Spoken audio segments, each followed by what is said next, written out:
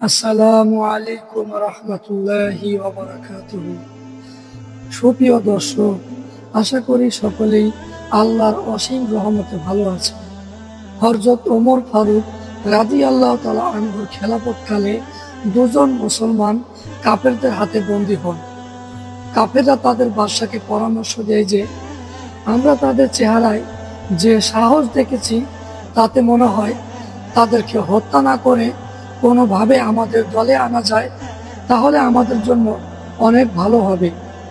তাদের পরামর্শে বাদশা বন্দী দুজনকে বলল, তোমরা যদি আমাদের দলে না আসো তাহলে আমি তোমাদেরকে হত্যা করব।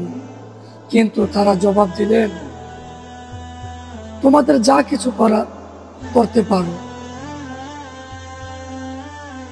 আরে তোমরা তো কেবল এ পার্থিব জীবনের উপরেই করতে পারবে। বাদশাহ তাদের এ জবাব শুনে বিপর্যিত হয়ে চিন্তা করতে লাগলো, তাহলে এদেরকে কিভাবে ভয় দেখানো যায়। একজন পরামর্শ দিল, এদের একজনকে যদি গরম তেলে দগ্ধ করা হয় তাহলে একজন আমাদের হাতছাড়া হলেও অন্তত বাকি একজন তো আমাদের সাথে হয়ে যাবে। পরামর্শ অনুযায়ী তাই করা হলো। তেল গরম করা হলো, একজনকে তেলে ছেড়ে দেওয়া হলো। গরম তেলে গোস্ত ছেড়ে দিলে যেমন গোস্ত কাবাব হয়ে যায়, ঠিক তেমনি ভাবে ওই মুসলমানও তেলে কাবাব হয়ে গেল। এ দৃশ্য দেখে অপরজন কাঁদতে লাগলো। কাফেররা মনে করলো সে হয়তো ভয় পেয়েছে, আমাদের কথা মেনে নেবে। তাই বলল, আমরা তো আগেই বলেছি আমাদের কথা মেনে নাও, তাহলে তুমি মুক্তি পাবে।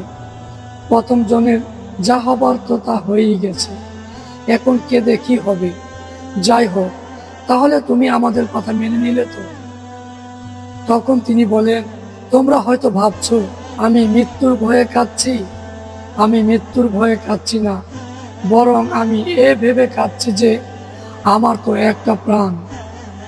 তোমরা আমাকে তেলে ছেড়ে দিলে যে প্রাণটা বের হয়ে যাবে, কিন্তু আমার দেহে যদি আমার শরীরের পশমের সমপরিমাণ প্রাণ থাকতো আর তোমরা আমাকে ঠিক ততবার তেলে ছেড়ে দিতে, আর প্রতিবারই আমি আমার আল্লাহর জন্য একটি করে প্রাণ উৎসর্গ করতে পারতাম। ও বন্ধুরা, এই হলো মুসলমানের আকীদা। আরো এরকম নতুন নতুন গল্প পেতে রোমান ইসলামিক টিভি যারা ইউটিউব থেকে দেখছেন চ্যানেলটি সাবস্ক্রাইব করবেন। যারা ফেসবুক পেজ থেকে দেখছেন পেজটি ফলো করে আমাদের সাথেই থাকবেন।